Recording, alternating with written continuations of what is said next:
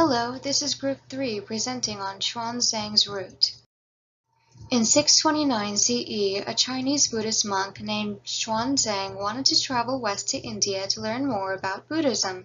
After having studied the sutras earnestly and becoming accomplished in religious works, he felt there was much divergence in Buddhist theories, without one authoritative and credible theory, and felt he should go to India to further his study of Buddhism. However, at the time, which was during the early years of the Tang dynasty, most regions of the Silk Road were under the control of the Turks, so the government prohibited people from going to the western regions outside China. Xuanzang respected authority, yet believed that the trip to India was necessary in order to answer questions that troubled Chinese Buddhists.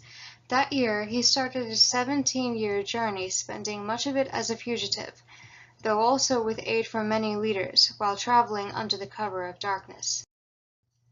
Xuanzang had to sneak out of China to begin his journey. He had to evade toll gates at Guizhou and use the assistance of a Tatar to continue moving.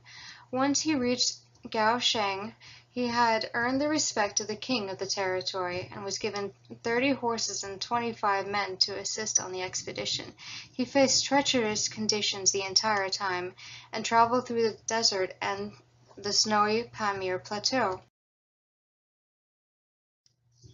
Xuanzang's route started in Shan, the capital of the Tang region, traveling westward to Lanzhou. Dunhuan was the next destination before traveling north of the Taklamakan Desert, from Hami to Turfa to Kucha and then to Tashkent. Xuanzang then traveled south through Tajikistan, Afghanistan, and Pakistan. Ahmedabad was the major city that Xuanzang arrived to in India. He then traveled along the coast of India before traveling along the southern edge of the Himalayas to Delhi.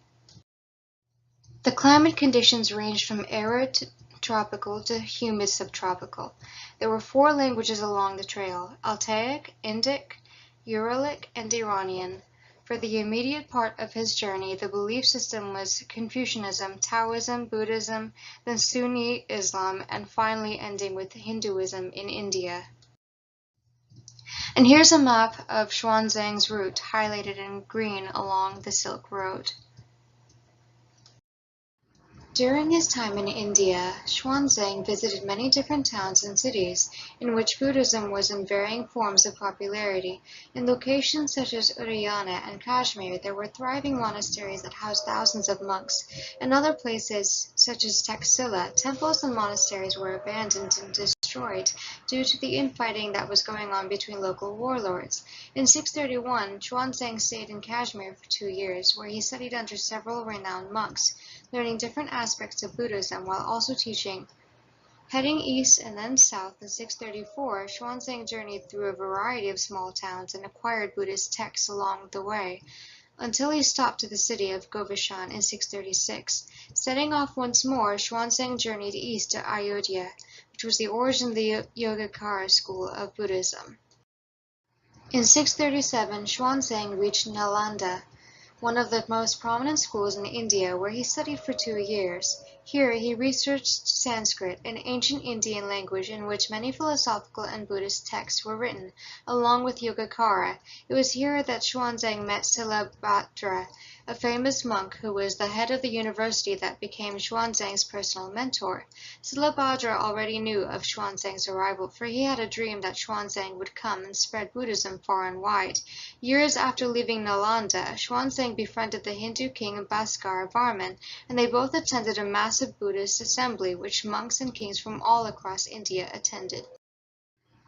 Throughout his travels in India, Xuanzang gathered hundreds of texts that he would later translate, while also keeping a detailed record on the events that occurred during his travels, along with the various Indian cultures that differed from region to region. He built a reputation as a scholar when he was in India, and King Harsha, ruler of North India, met and honored him and his journey. Not much is known about the details of Xuanzang's return travels from India to China. However, there are records that show that the route first led from Kanwaj after a great celebration put on by the local king, through Peshawar, modern Pakistan, by way of the Khyber Pass, today the border between Pakistan and Afghanistan. From there, Xuanzang traveled through the city of Kashgar, China's westernmost city, to pass along the southern route around the Taklamakan Desert to visit Khotan. The journey then led further eastward through Nia, Minfang, and back into the safety of the Great Wall of China. Xuanzang arrived in the capital, Chang'an, on the 7th day of the first month of the year 645 AD. Yet before he could enter China, he had to appeal to the Tang Emperor, Taizong, as he had illegally left the country 16 years before. Xuanzang wrote a letter to the emperor detailing his travels and findings. As a result, he was welcomed back warmly in 645 as he had arrived in Chang'an. Due to his reception, Xuanzang was able to spread the findings of his journey easily, finding a large audience in the Chinese people. He retired to a monastery and spent most of his time translating over 600 Buddhist texts that he had acquired throughout his travels in India and China. These texts brought new pieces of information to Chinese Buddhism, which brought monks from all across China to study with him.